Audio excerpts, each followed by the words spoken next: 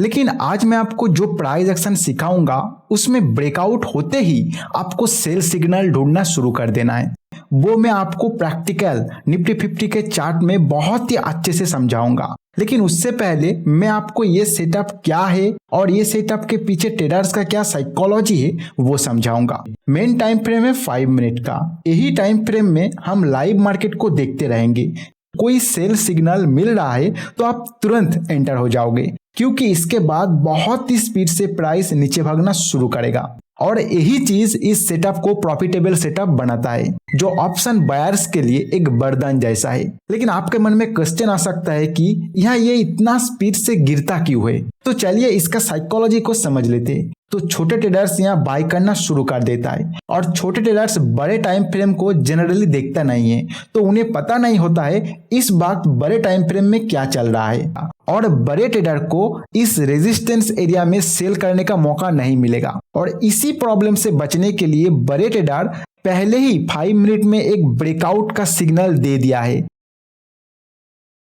अगर price action में हमें कोई चार्ट पैटर्न ब्रेकआउट होते हुए दिखाई देता है तो हम आमतौर पर उसे बाय करने की सोचते हैं, क्योंकि इसके बाद प्राइस ऊपर जाने का चांस ज्यादा रहता है। लेकिन आज मैं आपको जो प्राइस एक्शन सिखाऊंगा उसमें ब्रेकआउट होते ही आपको सेल सिग्नल ढूंढना शुरू कर देना है। और यहाँ अगर आपको सभी क्राइटेरिया मिल पाता है तो आप सेल साइड स्कैल्पिंग ट्रेड करके अच्छा प्रॉफिट कमा पाएंगे। चार्ट के ऊपर क्या देखना है, कैसे करना है, वो मैं आपको प्रैक्टिकल निफ्टी 50 के चार्ट में बहुत ही अच्छे से समझाऊंगा। लेकिन उससे पहले मैं आपको ये सेटअप क्या है और ये सेटअप के पीछे ट्रेडर्स का क्या साइकोलॉजी है वो समझाऊंगा। तो देखिए, इस सेटअप में हम सिर्फ और सिर्फ प्राइस एक्शन को यूज करेंगे और 3 टाइम फ्रेम का चार्ट यूज करेंगे, 5 मिनट, 30 मिनट और 1 मिनट। मेन टाइम फ्रेम है 5 मिनट का। यही टाइम फ्रेम में हम लाइव मार्केट को देखते रहेंगे। जैसे ही कोई ब्रेकआउट सिग्नल आपको मिल जाता है, और ये कोई चार्ट पैटर्न ब्रेकआउट हो सकता है या फिर कोई कंसोलिडेशन एरिया ब्रेकआउट हो सकता है, तो वो ब्रेकआउट होने के तुरंत बाद आप ये 5 मिनट चार्ट को 30 मिनट चार्ट में कन्वर्ट कर लेंगे।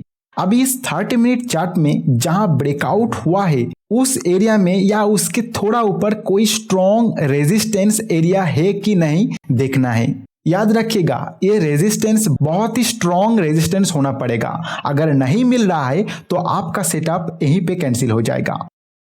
और अगर मिल रहा है तो आप रेजिस्टेंस मार्क करके फिर से 5 मिनट में आ जाओगे। यहाँ आपको देखना है रेजिस्टेंस एरिया पे प्राइस आने के बाद कोई स्ट्रॉन्ग बुलिश कैंडल नहीं बनना चाहिए। अगर बन रहा है तो ये सेटअप कैंसिल हो जाएगा। लेकिन अगर नहीं बना और इस 5 मिनट चार्ट में एक सेलर कंट्रोल कैंडल बन गया तो आप अभी इस चार्ट को 1 मिनट टाइम फ्रेम में कन्वर्ट कर लेंगे।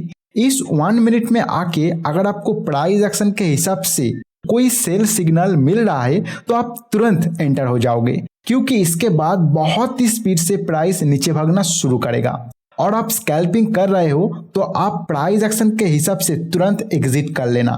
कैसे करना है वो मैं आपको एग्जाम्पल देते वक्त दिखाऊंगा। तो आपने देखा 1 मिनट चार्ट में जैसे ही सेल सिग्नल मिल रहा है तो प्राइस बहुत ही स्पीड से नीचे गिर रहा है। और यही चीज इस सेटअप को प्रॉफिटेबल सेटअप बनाता है, जो ऑप्शन बायर्स के लिए एक वरदान जैसा है, क्योंकि ऑप्शन बायर को मोमेंटम चाहिए जो इस सेटअप से आपको मिल पाएगा। लेकिन आपके मन में क्वेश्चन आ सकता है कि यहाँ ये इतना स्पीड से गिरता क्यों है। तो चलिए इसका साइकोलॉजी को समझ लेते हैं। तो देखिए, 30 मिनट चार्ट में अगर एक स्ट्रॉन्ग रेजिस्टेंस है तो वहां से बहुत ज्यादा चांस है कि प्राइस थोड़ा बाउंस करके नीचे जाएगा। और इसी चीज का फायदा उठाने के लिए स्मार्ट मनी यानी बड़े ट्रेडर्स 5 मिनट चार्ट पर एक ब्रेकआउट क्रिएट करके ट्रैप बनाता है, ताकि छोटे ट्रेडर्स यहाँ आके बाय करे। तो 5 मिनट में जैसे ही बाय सिग्नल आ जाता है तो छोटे ट्रेडर्स यहाँ बाय करना शुरू कर देता है। और छोटे ट्रेडर्स बड़े टाइम फ्रेम को जनरली देखता नहीं है, तो उन्हें पता नहीं होता है इस वक्त बड़े टाइम फ्रेम में क्या चल रहा है। लेकिन बड़े ट्रेडर्स को पता है कि इस 30 मिनट टाइम फ्रेम में यहाँ से प्राइस बाउंस करके थोड़ा नीचे जाने का चांस बहुत ज्यादा है, तो वो यहाँ प्रॉफिट कमाने के लिए शॉर्ट सेल का ऑर्डर डालना शुरू करता है। और आप जानते हैं कि बड़े ट्रेडर जब ट्रेड करता है तो हाई क्वांटिटी में ट्रेड करता है, तो वो बहुत सारे सेल ऑर्डर डालना शुरू करता है। और इस सेल ऑर्डर को एग्जीक्यूट होने के लिए यहाँ बाय ऑर्डर भी होना चाहिए। अगर बाय ऑर्डर कम हो जाता है तो ज्यादा सप्लाई होने के कारण प्राइस तेजी से नीचे गिर जाएगा और बड़े ट्रेडर को इस रेजिस्टेंस एरिया में सेल करने का मौका नहीं मिलेगा। और इसी प्रॉब्लम से बचने के लिए बड़े ट्रेडर पहले ही 5 मिनट में एक ब्रेकआउट का सिग्नल दे दिया है, क्योंकि ये ब्रेकआउट को देख के बहुत सारे छोटे ट्रेडर्स यहाँ बाय करेगा। तो इस बड़े ट्रेडर का सेल ऑर्डर को एब्जॉर्ब करने के लिए यहाँ बाय ऑर्डर मिल जाएगा। इसीलिए आप देखोगे इस तरह का सेटअप में 5 मिनट में जब ब्रेकआउट हुआ उसके बाद कोई स्ट्रॉन्ग बुलिश कैंडल बन नहीं पाता है, क्योंकि स्ट्रॉन्ग बुलिश कैंडल ज्यादा डिमांड के कारण बनता है। और यहाँ क्योंकि बड़े ट्रेडर्स बहुत ज्यादा सप्लाई लेके आ रहा है तो यहाँ डिमांड क्रिएट हो ही नहीं पाता है। और उसके बाद अगर 5 मिनट में एक स्ट्रॉन्ग बेयरिश कैंडल बन जाता है तो जो लोग ब्रेकआउट देख के बाय किया था वो सब डरना शुरू कर देता है। और 1 मिनट में प्राइस एक्शन के अकॉर्डिंग जब सेल सिग्नल जनरेट हो जाता है तब ये सब 5 मिनट में बाय करने वाला ट्रेडर्स लॉस को जल्दी जल्दी कट करने के लिए यहाँ एग्जिट करना शुरू कर देता है, मतलब सेल ऑर्डर डालने लग जाते हैं। और क्योंकि पहले से ही यहाँ सप्लाई ज्यादा है और उसके ऊपर और सप्लाई आ रहा है तो इसके कारण बहुत ही तेजी से यहाँ प्राइस नीचे गिर जाता है। और हमें प्राइस के अंदर इसी स्पीड का मोमेंटम चाहिए स्कैल्पिंग ट्रेड करने के लिए, जो हम इस सेटअप से पकड़ सकते हैं। तो जो क्राइटेरिया मैंने आपको बताया और जो साइकोलॉजी मैंने आपको अभी समझाया, अगर आपको ठीक से समझ आया है तो आप वीडियो में आगे बढ़िए, क्योंकि इसके बाद हम एग्जाम्पल देखेंगे। लेकिन अगर ठीक से समझ नहीं आया तो फिर से आप यहाँ तक वीडियो को देखिए, क्योंकि एग्जाम्पल ट्रेड को सही से समझने के लिए इतने तक वीडियो को आपको अच्छे से क्लियर होना चाहिए। तो चलिए अब हम एग्जाम्पल ट्रेड को देख लेते हैं। अभी आपके सामने निफ्टी 50 का 18 जनवरी 2024 का 5 मिनट चार्ट ओपन है और ये जो कैंडल आपके सामने दिखाई दे रहा है इसका टाइम है 11:45। तो इसमें आप देखोगे प्राइस यहाँ पे थोड़ा टाइम बिताने के बाद एक पेनेट जैसा पैटर्न बनाया और इसको ये ब्रेक करके क्लोज किया, मतलब एक बहुत ही अच्छा बाइंग सिग्नल यहाँ पे जनरेट कर रहा है। क्योंकि आप देखिएगा प्राइस यहाँ पे ओपन हुआ, फिर ऊपर जाके यहाँ पे से नीचे आया तो एक रेजिस्टेंस बन गया, फिर नीचे आया, फिर जब ऊपर गया फिर से इसको रेजिस्टेंस मान रहा था, यहाँ पे एक ब्रेकआउट दिया था, ब्रेकआउट होने के बाद और प्राइस ऊपर नहीं गया, फिर यहाँ पे टाइम बिताने लग गया और फिलहाल जहां पे ये टाइम बिताया था उसको भी ब्रेकआउट करके ये कैंडल ने क्लोज कर गया। तो 5 मिनट के हिसाब से यहाँ पे एक बहुत ही स्ट्रॉन्ग सिग्नल हमें दिखाई दे रहा है। तो जैसे ही आपको 5 मिनट के अंदर एक स्ट्रॉन्ग सिग्नल मिल जाएगा तो आपको करना क्या है, इसके बाद आपको चले जाना है 30 मिनट के अंदर और वहां पे आपको ढूंढना है कि इसके ऊपर कोई स्ट्रॉन्ग रेजिस्टेंस एरिया है, क्या इस एरिया में कोई स्ट्रॉन्ग रेजिस्टेंस एरिया है। अगर है तो यहाँ पे आपको कोई बाई डिसीजन नहीं लेना है, लेकिन अगर नहीं है तो आप यहाँ पे बाई कर सकते हो। तो हम अभी इसको 30 मिनट में कन्वर्ट करेंगे और वहां पे देखेंगे कि उस जगह पे किस तरह का प्राइस एक्शन चल रहा है। तब देखोगे उस टाइम प्राइस चल रहा था इस जगह पे 21,500 के आसपास। ये साइड का कैंडल तब नहीं बना था और इसके ऊपर जो ये बना ये भी नहीं बना था, क्योंकि ये रनिंग था ये कैंडल 30 मिनट का। तो यहाँ तक प्राइस आया था 21,500 के आसपास प्राइस आया था। तो अभी आपको क्या देखना है, इसी एरिया में या इसके थोड़ा ऊपर कोई रेजिस्टेंस है। तो रेजिस्टेंस को देखने के लिए आपको प्राइस एक्शन देखना होता है। तो मैं प्रीवियस प्राइस एक्शन को देखने के लिए इस चार्ट को थोड़ा जूम करता हूँ और यहाँ पे रेजिस्टेंस है क्या उसको आइडेंटिफाई करने की कोशिश करता हूं।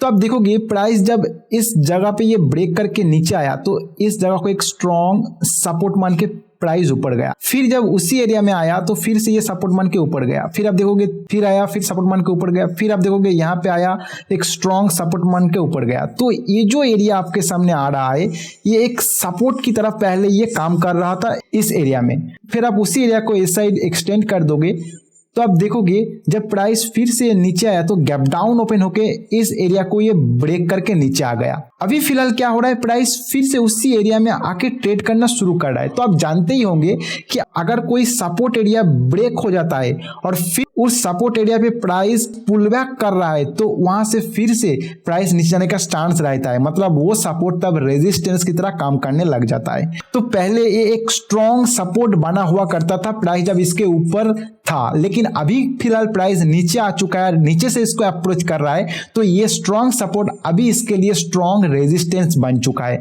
मतलब यहां से प्राइस नीचे जाने का चांस बहुत ज्यादा है। तो हमें यहाँ पे एक स्ट्रॉन्ग रेजिस्टेंस मिल रहा है। तो मैं यहाँ पे क्या करता हूँ, वो उस रेजिस्टेंस एरिया को प्लॉट कर लेता हूँ, फिर इसको 5 मिनट में कन्वर्ट करके आगे का क्राइटेरिया आपको दिखाता हूँ।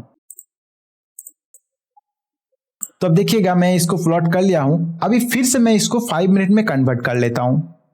तो अब 5 मिनट में देखोगे जब ये बाई सिग्नल जनरेट हुआ उसके बाद से एक भी ऐसा कैंडल नहीं था जो एक स्ट्रॉन्ग बाइंग सिग्नल को इंडिकेट कर रहा है। और अब देखोगे उसी जोन में प्राइस एक्शन यहाँ पे हो रहा है। फिर क्या हुआ, उसके बाद एक सेलिंग कैंडल यहाँ पे बन गया, मतलब सेलर कंट्रोल कैंडल बन गया। लेकिन उससे पहले अगर कोई बायर कंट्रोल कैंडल इस तरह का बन जाता तो ये सेटअप यहाँ पे कैंसिल हो जाता, उसके बाद आपको प्राइस एक्शन नहीं देखना था।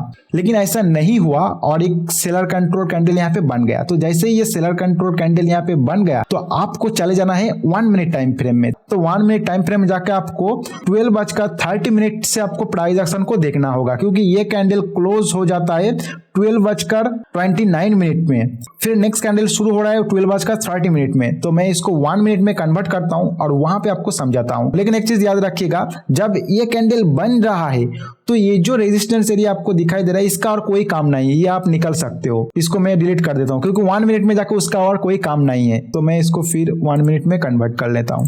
तो 1 मिनट के अंदर ये साइड का जो कैंडल बना हुआ है ये सब तब नहीं बना था, ये क्लोज हो गया था 5 मिनट में, ये क्लोज हो गया था। तो यहाँ पे आपको प्राइस एक्शन देखना। तो अब देखिएगा प्राइस इस जगह पे थोड़ा फाइट करने के बाद एक स्ट्रॉन्ग बाय मूवमेंट आया था। फिर उसके बाद ये अभी थ्रोबैक कर रहा है। थ्रोबैक करके कहाँ क्लोज हुआ, इसी फाइट एरिया के बीच में आके ये क्लोज हुआ। तो यहाँ पे आपको सेल सिग्नल जनरेट नहीं हो रहा है क्योंकि ये एक फाइट एरिया है, तो यहाँ से प्राइस घूमने का चांस है। लेकिन उसके नेक्स्ट कैंडल आप देखोगे फिर से एक स्ट्रॉन्ग सेलिंग कैंडल बन गया और ये जो फाइट एरिया आपको दिखाई दे रहा है इसका लोअर साइड आके ये क्लोज कर गया। तो यहाँ पे आपका सेल सिग्नल जनरेट हो जाता है, क्योंकि उसके बाद आप जानते हैं अगर इसको नीचे जाना है तो बहुत ही स्ट्रॉन्ग जा सकता है। तो आपको और कंफर्मेशन का यहाँ जरूरत नहीं है, आप यहाँ सेल कर सकते हो। मतलब अगर आप ऑप्शन बायर हो तो आप यहाँ पे पुट को बाय कर सकते हो, या फिर अगर आप फ्यूचर ट्रेड करते हो तो आप यहाँ पे फ्यूचर को सेल कर सकते हो।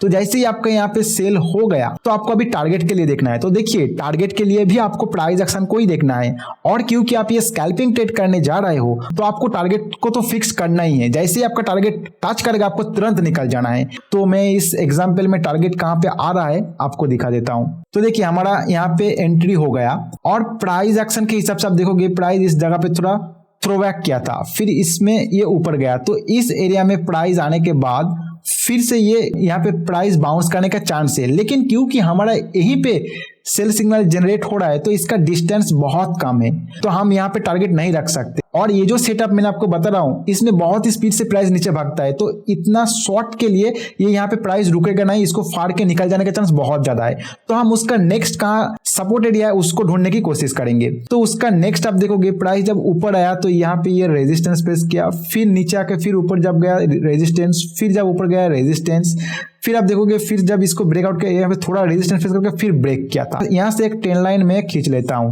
तो ये बन जाएगा हमारा टारगेट। तो आप देखोगे उसके बाद प्राइस स्ट्रॉन्ग नीचे आया, और एक चीज याद रखिएगा उसके बाद भले ही प्राइस और नीचे जाए आपको देखना नहीं है। एक बार अगर आपको टारगेट को हिट कर रहा है तो आपको तुरंत एग्जिट कर जाना है, क्योंकि आप स्कैल्पिंग कर रहे हो। अगर आप वेट करने जाओगे तो हो सकता है इसको टच करके तुरंत प्राइस ऊपर खींच जाए, तो आपका जो प्रॉफिट यहाँ पे दिख रहा था वो प्रॉफिट पूरा ही उड़ जाएगा और फिर आपको लॉस होना शुरू हो जाएगा। लेकिन क्या करना है आपको, आपका यहाँ पे एग्जिट हो गया, फिर प्राइस आगे जाके फिर से कोई सेल सिग्नल जनरेट कर रहा है इसी 1 मिनट के अंदर, तो आप फिर से इसमें एंट्री कर सकते हो। जैसे यहाँ पे आप देखिएगा ये आपका टारगेट था, तो आप देखोगे उसके बाद प्राइस और नीचे गया और फिर ऊपर आने के बाद उसी एरिया को ये रेजिस्टेंस मानना शुरू किया, और रेजिस्टेंस मानने के बाद एक पेनेंट जैसा पैटर्न यहाँ पे क्रिएट किया। और ये जो कैंडल है मैं थोड़ा इसको जूम करता हूं ताकि आपको इजीली दिख पाए। यहाँ पे ये जो कैंडल आपको दिखाई दे रहा है ये एक स्ट्रॉन्ग सेलिंग कैंडल बनाया, और ये कैंडल और इसका प्रीवियस कैंडल ये दोनों कैंडल मिला के एक बहुत ही नेगेटिव चीज को इंडिकेशन देता है। मतलब यहाँ से प्राइस नीचे जाने का बहुत ज्यादा चांस रहता है, इस चीज को इंडिकेट करता है, क्योंकि ये दो कैंडल का जो साइकोलॉजी है ये बहुत ही नेगेटिव साइकोलॉजी है, और इसके बारे में मैं एक डेडिकेटेड वीडियो बना भी चुका हूं। अगर ये दो कैंडल इस तरह आपको दिखाई दे रहा है तो इसको आप किस तरह ट्रेड कर सकते हो। तो आप देखोगे प्राइस नीचे आया, फिर इस तरह का पेनेंट पैटर्न बनाया और एक नेगेटिव कैंडल बनाया, तो यहाँ से फिर से आपका सेल सिग्नल जनरेट हो जाता है। जैसे ही जनरेट होगा तो आपको एक टारगेट रखना होगा। तो टारगेट के लिए आप देखोगे प्राइस इस जगह से ऊपर खींचना शुरू किया था, मतलब यहाँ पे एक सपोर्ट लिया था और स्ट्रॉन्ग सपोर्ट, मतलब यहाँ पे आते ही उसके बाद और सेल ऑफ नहीं आया, यहीं से बायर एक्टिव होकर ऊपर लेके चला गया, तो एक स्ट्रॉन्ग सपोर्ट एरिया है। तो आप देखोगे फिर से यहाँ आया और प्राइस सपोर्ट लेना शुरू किया, तो जैसे ही इसको टच किया आपका एग्जिट हो जाएगा। तो इसी तरह आपको क्या करना है, टारगेट को सेट करना है, जैसे ही टारगेट तक पहुंच रहा है आपको एग्जिट हो जाना है। फिर प्राइस एक्शन के अकॉर्डिंग फिर से अगर कोई सेल सिग्नल जनरेट करे तो आप दोबारा एंट्री कर लेना, लेकिन याद रखना टारगेट हिट होते ही आपको एग्जिट हो जाना है। तो मैंने यहाँ पे आपको एक एग्जाम्पल दिखाया, इसी तरह आप चार्ट को ओपन कीजिए, आपको बहुत सारा एग्जाम्पल मिल जाएगा, उसमें प्रैक्टिस करने की कोशिश कीजिए और किस तरह उसमें प्राइस एक्शन बिहेव कर रहा है इस सेटअप के अकॉर्डिंग वो देखने की कोशिश कीजिए, तब जाकर आप इस सेटअप को अच्छे से यूज कर पाएंगे लाइव मार्केट में। जैसे मैं आज इस वीडियो को रिकॉर्ड कर रहा हूं 19 जनवरी 2024 को, आज भी इस तरह का एक सेटअप मुझे दिखाई दिया था, जो मैं यहाँ पे आपको दिखा देता हूं ताकि आप उसके ऊपर प्रैक्टिस कर पाए। देखिए आज मार्केट ओपन हुआ यहाँ पे, फिर इस जगह पे थोड़ा प्राइस फंस गया और एक पेनेंट पैटर्न यहाँ पे बनाया, मतलब यहाँ पे थोड़ा फाइट हो रहा था। फाइट होने के बाद ये जो कैंडल बन गया, ये कैंडल ने एक स्ट्रॉन्ग बाइंग सिग्नल यहाँ पे जनरेट कर गया। इसका जो टाइम है मैं बता देता हूँ ताकि आप चार्ट में जाके इसको प्रैक्टिस कर पाए। ये है 10:25 में ये कैंडल बना हुआ था 19 जनवरी 2024 को। तो जैसे ये कैंडल बन गया तो आपको तुरंत यहाँ पे बाय नहीं करना है, आपको देखना है कि इसका लंबे टाइम फ्रेम मतलब 30 मिनट टाइम फ्रेम के अंदर इसके ऊपर या फिर इसी एरिया में कोई स्ट्रॉन्ग रेजिस्टेंस एरिया है क्या नहीं। अगर नहीं है तो आप यहाँ पे आके बाय कर सकते हो, लेकिन अगर है तो आपको यहाँ पे बाय नहीं करना, आपको एक स्ट्रॉन्ग सेलिंग कैंडल देखना। जैसे ये कैंडल में जाके एक स्ट्रॉन्ग सेलिंग कैंडल बन गया और उससे पहले जब ये बाइंग जनरेट हुआ और ये जब सेलिंग जनरेट हुआ, इसके बीच में दो कैंडल बना जिसमें कोई बायर एक्टिव नहीं दिखाई दिया। अगर यहाँ पे एक स्ट्रॉन्ग बायर एक्टिव कैंडल बन जाता तो आपका ये सेटअप कैंसिल हो जाता, लेकिन ऐसा कुछ हुआ नहीं। और 30 मिनट टाइम फ्रेम में आप जाके देखोगे वहां पे भी एक स्ट्रॉन्ग रेजिस्टेंस आपको इस जगह पे दिखाई दे रहा है। फिर जैसे ये कैंडल बन गया तो आपको यहाँ से 1 मिनट में जाके देखना होगा। तो मैं इसको 1 मिनट में जाके एक बार आपको दिखा देता हूँ ताकि आप प्राइस एक्शन को सही से समझ पाए। तो आपको ट्रेड कब करना है, 10:45 आपको प्राइस एक्शन देखना है 1 मिनट के अंदर। तो ये 1 मिनट चार्ट के अंदर यहाँ तक का प्राइस एक्शन बना था, मतलब ये राइट साइड का कोई प्राइस एक्शन नहीं था तब तक के लिए। तो यहाँ पे आपको प्राइस एक्शन को स्टडी करना है। तो यहाँ पे जैसे ये 1 मिनट क्लोज हुआ तो आप देखोगे इस जगह पे एक स्ट्रॉन्ग रेजिस्टेंस पहले काम कर रहा था, मतलब प्राइस बार बार यहाँ पे रेजिस्टेंस ले रहा था। इसको ब्रेक किया, सस्टने के बाद नीचे आया, फिर रेजिस्टेंस लिया और फाइनली इसको ब्रेक करके ऊपर गया। लेकिन अभी फिलहाल ये यहाँ से थ्रोबैक कर रहा है, लेकिन इसको अभी ये क्रॉस नहीं किया, उसके थोड़ा ही ऊपर आके ये क्लोज हुआ। तो यहाँ पे आपको सेल नहीं करना है। अगर इसको ये क्रॉस करके क्लोज कर जाए तो आप यहाँ पे तुरंत सेल कर सकते थे, लेकिन यहाँ पे ऐसा हुआ नहीं। तो आपको और प्राइस एक्शन देखना है 1 मिनट के अंदर। तो यहाँ पे क्या होता है, उसी एरिया में आके प्राइस थोड़ा टाइम बिताने लग जाता है। और ये कैंडल जब बन गया आपके सामने, आप देखोगे ये कैंडल एक बहुत ही स्ट्रॉन्ग नेगेटिव कैंडल और यहाँ पे टाइम बिताने के बाद ये नेगेटिव कैंडल बन रहा है, तो ये एक स्ट्रॉन्ग सेलिंग सिग्नल आपके लिए बन जाता है। तो यहाँ पे आप सेल कर सकते हो, मतलब अपना पोजीशन बना सकते हो। जैसे ही पोजीशन बन गया तो आपको बाइंग टारगेट भी डिसाइड करना है, क्योंकि आप स्कैल्पिंग करने जा रहे हो। तो देखिए बाइंग के लिए आपको एक सपोर्ट एरिया ढूंढना है। कहां पे सपोर्ट लिया था पहले, तो इस जगह से प्राइस को स्ट्रॉन्ग ऊपर खींचा गया था, तो ये एक स्ट्रॉन्ग सपोर्ट एरिया है। और उसके प्रीवियस प्राइस एक्शन पे आप देखोगे वो एरिया पहले सपोर्ट की तरह काम कर रहा था। तो यहाँ पे अगर प्राइस आ रहा है तो यहाँ पे प्राइस रुकने का चांस बहुत ज्यादा है। तो जैसे ही प्राइस इसको टच किया आपको एग्जिट कर जाना है। और जैसे मैंने आपको बताया, अगर उसके बाद फिर से कोई सेल सिग्नल आपको मिल रहा है तो आप फिर से उसमें एंटर हो सकते हो। जैसे आप देखोगे ये था एक सपोर्ट एरिया जहां से ये जा रहा था, इसको जैसे ही टच किया आप निकल गए। उसके बाद प्राइस और थोड़ा नीचे गया, लेकिन वहां से बायर एक्टिव होकर प्राइस को ऊपर लेके गया, लेकिन वहां पे भी सस्टेन नहीं कर पाया। सेलर फिर से प्राइस को कंट्रोल करके नीचे लेके आ रहा है। और जैसे ही ये कैंडल बन गया, मतलब ये जो लाइन है उसको फिर से क्रॉस करके नीचे क्लोज किया। और उस कैंडल को आप ठीक से देखिएगा, एक बहुत ही स्ट्रॉन्ग नेगेटिव कैंडल, मतलब सेलर यहाँ से कंट्रोल करना शुरू किया और जहां पे क्लोज किया वहां तक अपना कंट्रोल रखा। मतलब कोई भी अपर साइड या लोअर साइड जो वीक है, जहां पे फाइट होता है बायर और सेलर का, उस तरह का इसमें दिखाई नहीं दे रहा है। मतलब कंप्लीट कैंडल के अंदर सेलर का कंट्रोल था। तो इस जगह पे आप फिर से सेल कर सकते थे। उसके बाद आप देखोगे फिर से एक स्ट्रॉन्ग सेलिंग प्रेशर आया हुआ है और प्रीवियस प्राइस एक्शन के अकॉर्डिंग यहाँ पे आपका एग्जिट भी हो जाता है। तो इसी तरह आप इस सेटअप से स्कैल्पिंग करके, वो भी हाई मोमेंटम के साथ, प्राइस को कैप्चर कर पाओगे। और इसी सेटअप को अगर आप अच्छे से समझ गए हो तो इसी को इस्तेमाल करके आप डाउन साइड के लिए भी कर सकते हो। जैसे कोई 5 मिनट चार्ट के अंदर अगर कोई सेल सिग्नल इस तरह का जनरेट कर रहा है तो आपको क्या देखना है, 30 मिनट में जाके इस एरिया में, मतलब जहां पे सेल सिग्नल जनरेट कर रहा है इस एरिया में में कोई स्ट्रॉन्ग सपोर्ट एरिया है क्या नहीं।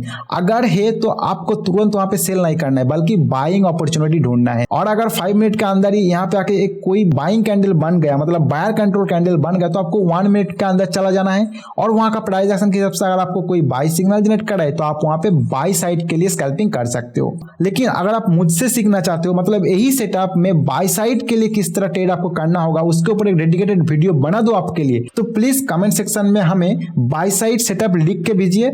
अगर ज्यादा से ज्यादा कमेंट आ रहा है तो मैं उसके ऊपर इसी तरह एक डेडिकेटेड वीडियो बना के अपलोड कर दूंगा। तो कमेंट सेक्शन में बाय सेटअप लिखना मत भूलिएगा अगर आपको सेटअप चाहिए तो। और ये वीडियो अगर आपको अच्छा लगा तो एक लाइक जरूर करना, और इस चैनल में अगर नए हो तो इसी तरह वीडियो पाने के लिए चैनल को सब्सक्राइब जरूर कर लेना। इस वीडियो में फिलहाल इतना ही, मिलते हैं नेक्स्ट वीडियो में नए कोई कंसेप्ट के साथ।